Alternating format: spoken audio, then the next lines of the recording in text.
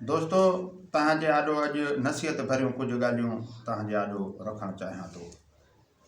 निहायत खुशहाली ऐं निहायत बदहाली ॿई बुराई जे तरफ़ वठी वञनि थियूं।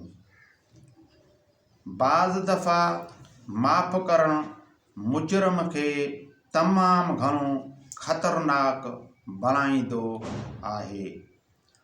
जेको शख़्स पंहिंजे नफ़्स खे नथो रोके सघे उहो ॿिए खे कीअं राह ते आणे सघे थो।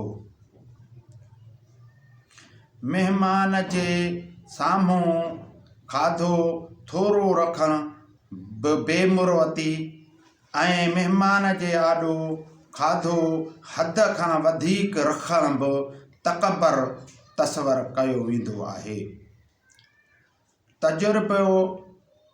तजुर्बो यादि रखणु अकुल हासिल करण जो ॿियो नालो आहे।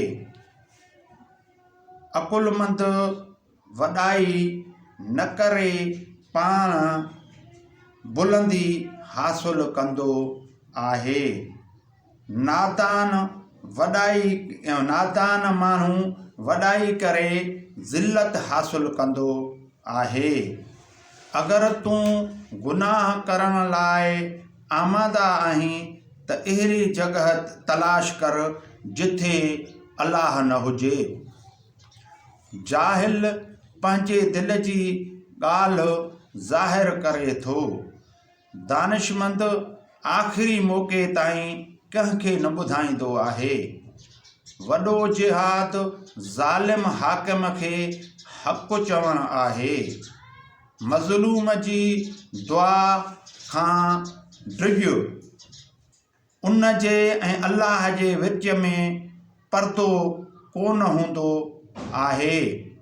हक़ ते मज़बूत रह चाहे पंहिंजे नफ़्स ते छो न हुजे। ईमानदार खे कावल जल्दी चढ़ंदी आहे ऐं उहो राज़ी बि जल्दी में थींदो आहे। अगरि अक़ल घणो थींदो आहे त उन्हीअ माण्हूअ जो ॻाल्हाइणु घटि थी वेंदो आहे। मुसीबत में परेशान रहणु मुसीबत खे वधाए थो। जो दौलत हूंदे दर दर पिने जो शुक्र करे न रब जे ॾिने जो नाम धणीअ जो मूर न घिने जो लुकमन लालचन ते रिश्ता छिने इहे चारई लक्षण किने। महिरबानी।